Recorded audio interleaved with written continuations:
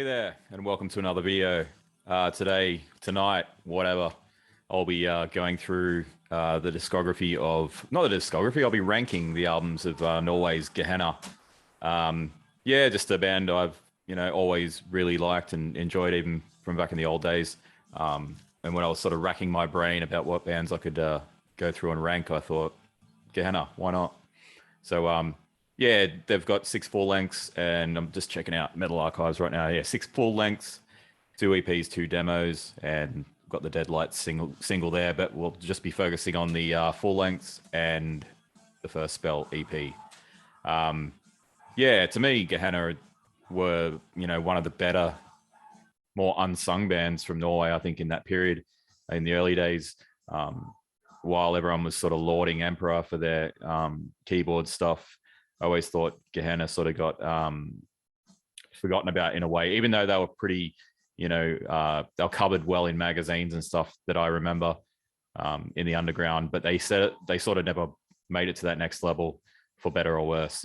Bands like Dimmu Borgir and stuff like that would move up and be lauded for their keyboard work. But I mean, Gehenna were pretty much on par with Emperor when it came to the symphonic stuff way before, I think.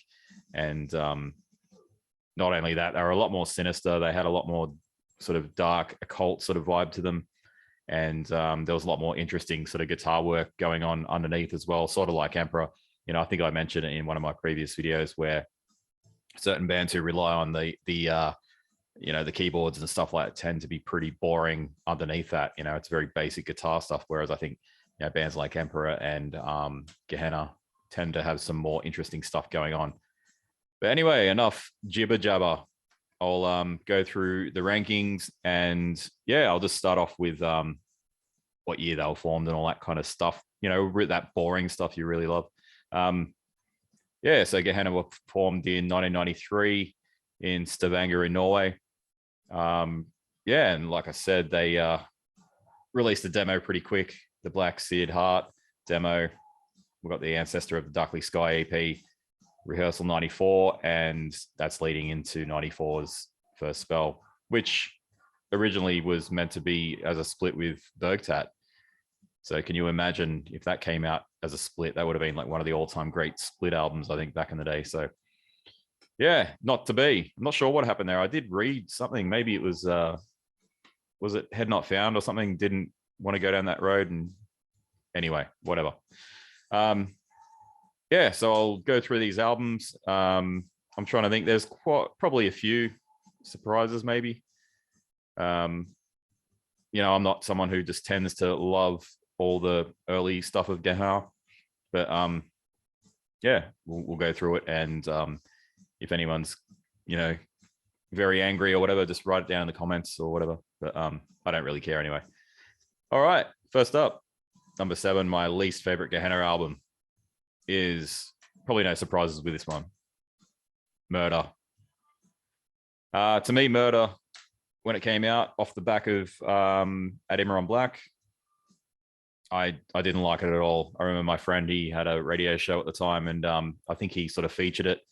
And it was just quite run-of-the-mill, boring death thrash. Not much of the black metal stuff was there. There was some little elements of certain riffs and that, but more sort of shouty sort of voice. Not that Sanrab's always had that sort of shouty sort of black metal voice, but it seemed to be a bit more exaggerated on Murder. Really dry sort of guitar sound, really dry production, and just not. It just sort of lacked any of the spark and atmosphere of the previous albums, I thought.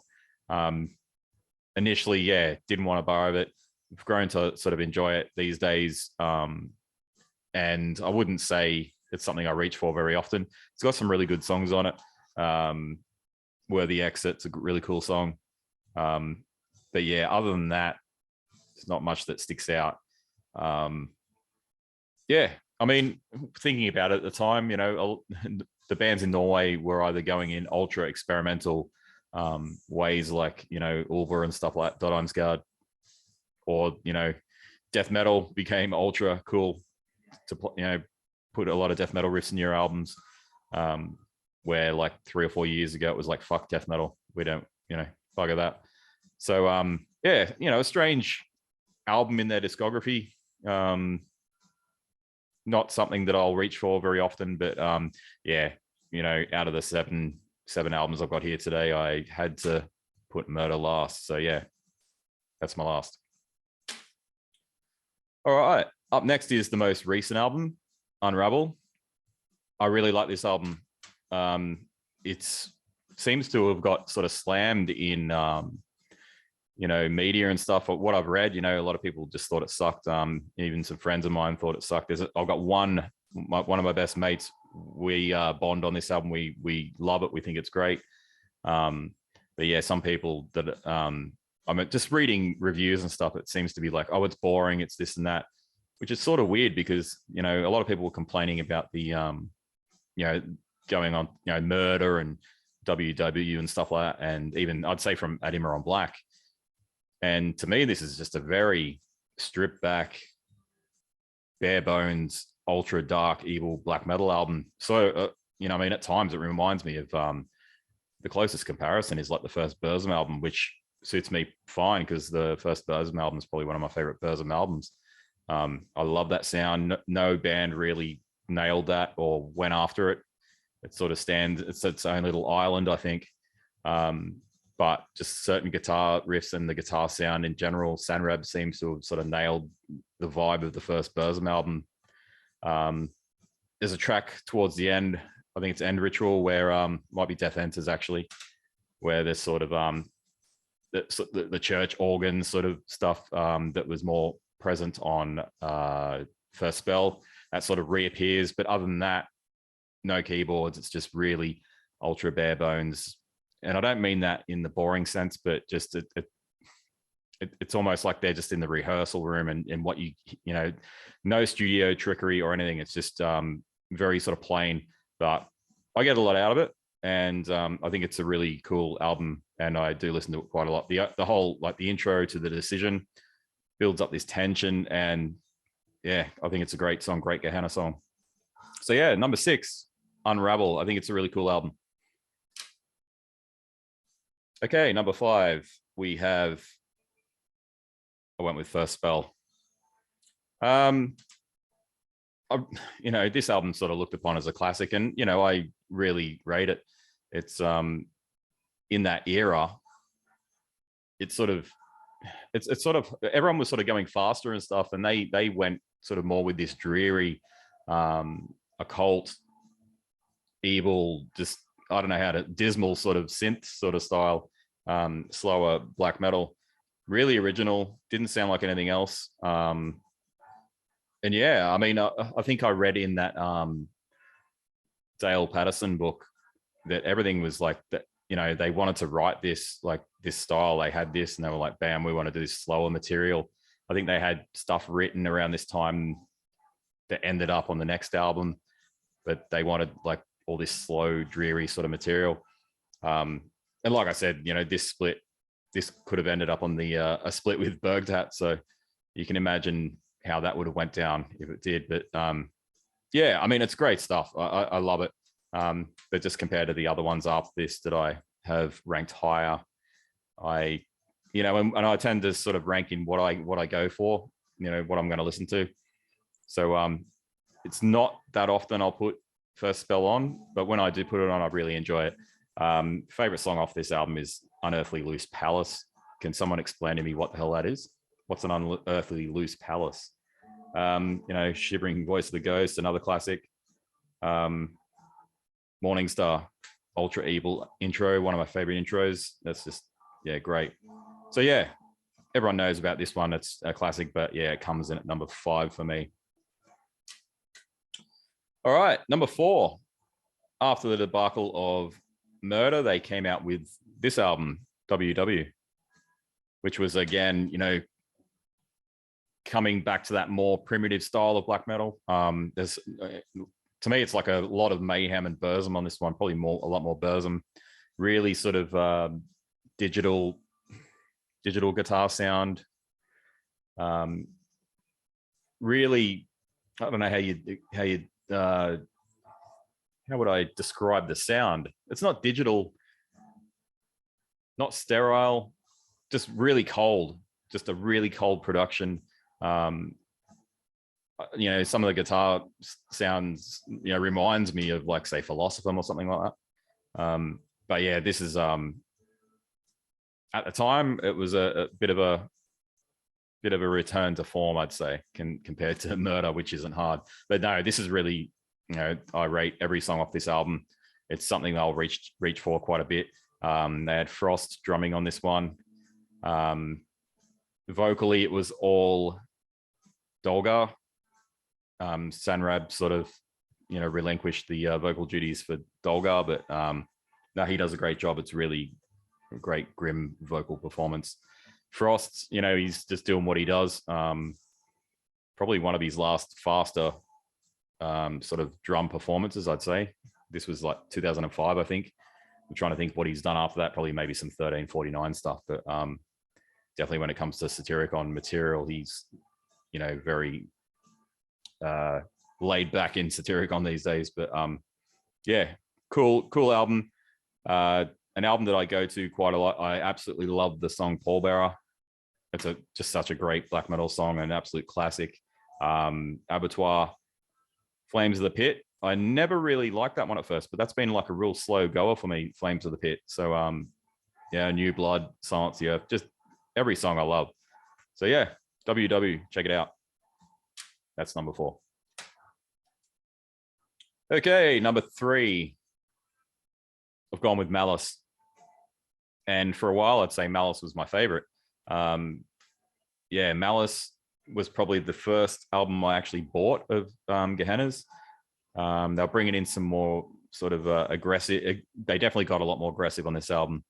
A lot more sort of thrash vibes, some more traditional heavy metal galloping type of riffs. Still very keyboard oriented, but just, yeah, the aggression had really gone up. And I do sort of remember reading that this was sort of the downfall of when Sarkana sort of started losing interest, because the guys were hell-bent on playing a lot more aggressive music, and the keyboards were sort of getting pushed to the side, as you'll hear on the next album. Yeah, I mean, this is great stuff. Great classic album. The photos, band photos. We've all seen that one. Really good stuff. Yeah, just a really raw production, but a lot of keyboards and stuff, but not in that say like what a Dimmu do with keyboards, and the production is perfect. This is like really grim and sort of now everything's clear, but there's a rawness to it, which I think helps the material. Yeah, just a lot faster, a lot more aggressive. Dirge Rep's final album for Gehenna.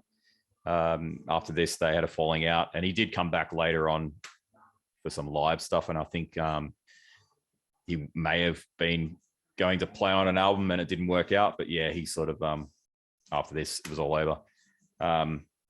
Favorite songs off this album, I'd have to say, is Made to Suffer, Touched and Left for Dead is probably like the hit off this. And yeah, The Pentagram, another great song, love it. So yeah, number 3, Malice.